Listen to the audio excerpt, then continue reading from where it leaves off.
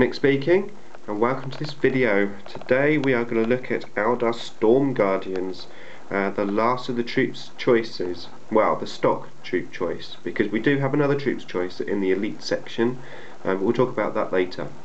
Okay, so let's have a look at these guys. So from a modelling point of view, they're actually quite nice little minis. Mine started life as Defender Guardians, but then I changed into these Storm Guardians here. Unlike my Defender Guardians, I've left all of the accessory packs off, all the gun, the gun belts and bombs and stuff, which just makes them nice and clean, which I think they would be if they were doing close combat. So makes them a little bit different from the Defender Guardians as well. But yeah, they're pretty cool. You can do some cool poses with them. They also have these different heads as well, which just makes them sort of stand out, make them a bit different. Gun wise, I've magnetised mine so I can take them off.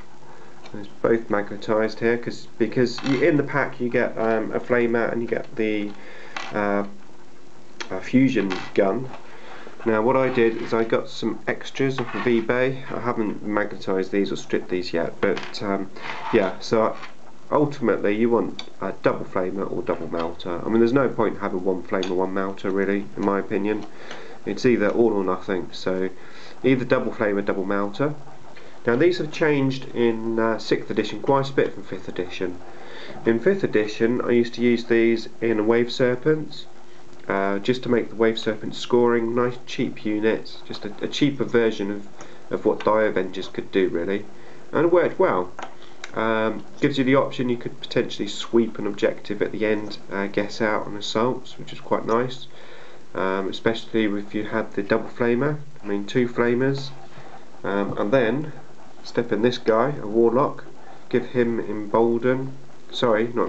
destructor, and then you had your heavy flamer, 2 small flamers, then you'd assault in.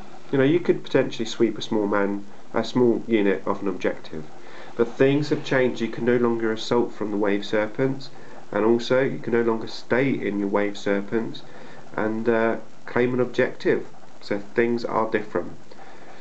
Now, in terms of the gun, I still believe that the double flamer is the way to go. I mean, melter guns, okay, they're very good, but there aren't so many vehicles around nowadays, and I think the flamer has a few more attributes, especially with Overwatch, quite useful.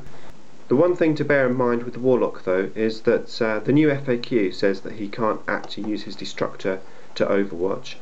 Psychic power, although it hits automatically, it goes off automatically, apparently you can't use it for Overwatch, which is a shame really.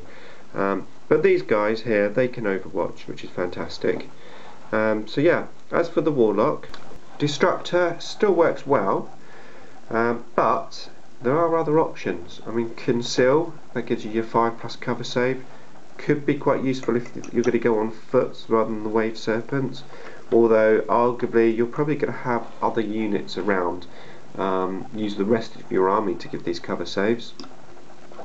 So the other option is Enhance, which obviously gives you +1 to weapon skill, and it gives you +1 to initiative. So it's sort of like Furious Charge, but slightly different. So +1 weapon skill, very useful because their weapon skill 3 is normal, so it takes them up to normal weapon skill 4.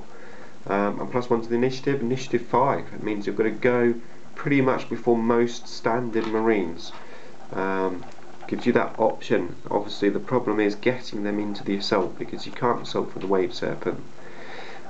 So we're probably going to be using these on foot.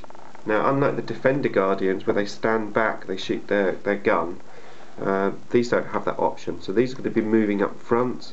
They're probably going to be doing a similar job to the Dire Avengers, although obviously the Dire Avengers are more shooty, rather than these are a bit more assaulty.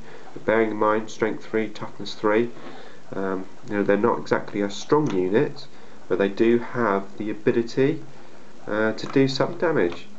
I wouldn't potentially take the big unit of these, I'd stick to smaller units, mainly because although they're quite cheap, you will find as you make your army lists up, you don't have a huge amount of points to spend, because some of the other units are expensive.